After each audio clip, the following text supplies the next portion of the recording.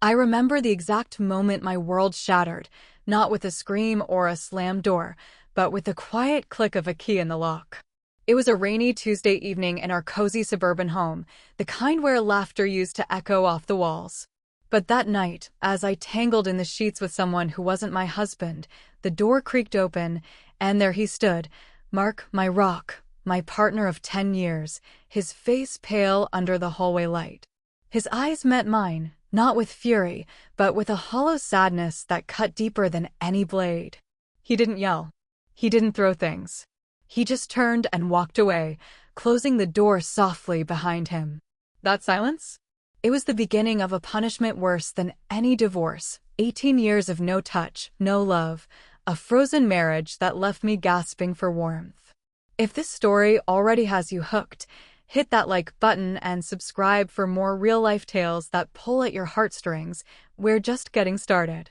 My name is Elena, and back then, I was 32, a marketing executive climbing the corporate ladder while juggling motherhood to our 2 kids, Sophie and little Alex. Mark was the steady one, a high school teacher who came home every day with stories of inspiring his students. Our life looked perfect from the outside. Weekend barbecues, family vacations to the beach, anniversary cards tucked into lunchboxes. But inside, cracks had formed. I felt invisible, buried under routines and resentments. The affair started innocently, a flirtation with a colleague named Jake at a work conference. He made me feel seen, alive again. One lunch turned into late nights, and before I knew it, I was sneaking around, justifying it as a harmless escape. Mark's always tired, I'd tell myself. He doesn't notice me anymore. Oh, how wrong I was. When Mark caught us that night, Jake scrambled out the back door like a coward, leaving me alone to face the wreckage.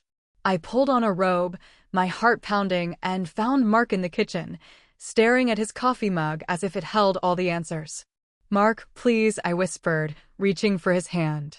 He pulled away, not harshly, but deliberately, like touching me would burn him. I need time, he said, his voice steady but distant. No accusations, no demands for details. Just those 3 words, and he slept on the couch that night. I cried myself to sleep, convinced we'd talk in the morning, that he'd explode or forgive, anything but this void. But morning came, and so did the next day and the next. Mark didn't leave.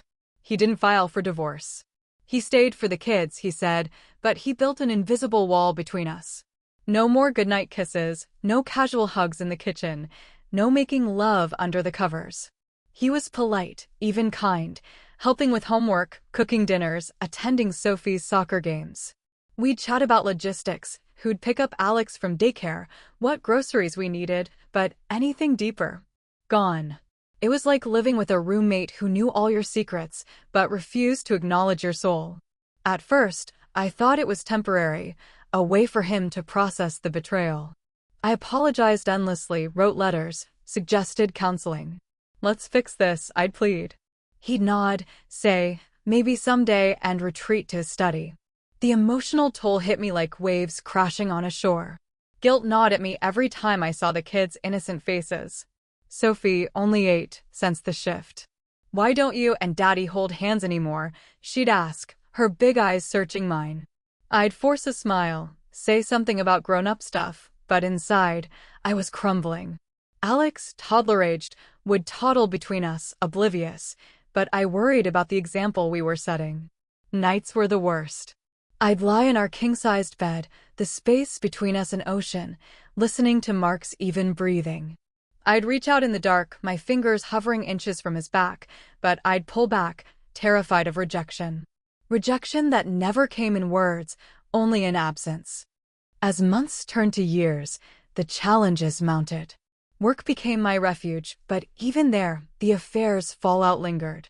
Jake had ghosted me, and rumors swirled, making me question my worth. I threw myself into self-improvement, therapy sessions where I unpacked my insecurities, yoga classes to find inner peace, volunteering at the kids' school to feel connected. But home? It was a battlefield of silence. Mark threw himself into his teaching, earning awards for innovative lesson plans, but he came home exhausted, his smiles reserved for Sophie and Alex. We celebrated birthdays together, posed for family photos, but the intimacy was extinct. No anniversary dinners, no surprise flowers. Just coexistence. One key challenge was the holidays. Christmas, our favorite time, became a performance. We'd decorate the tree as a family, laughter forced, but genuine from the kids. Under the twinkling lights, I'd catch Mark watching me, a flicker of something pain, longing in his eyes. Once, after the kids were asleep, I cornered him by the fireplace. "This isn't living, Mark. It's surviving. Please talk to me." He sighed, running a hand through his graying hair. "You broke us, Elena. I can't pretend it didn't happen." No anger, just resignation. That night, I sobbed in the bathroom, realizing his punishment wasn't revenge, it was self-preservation.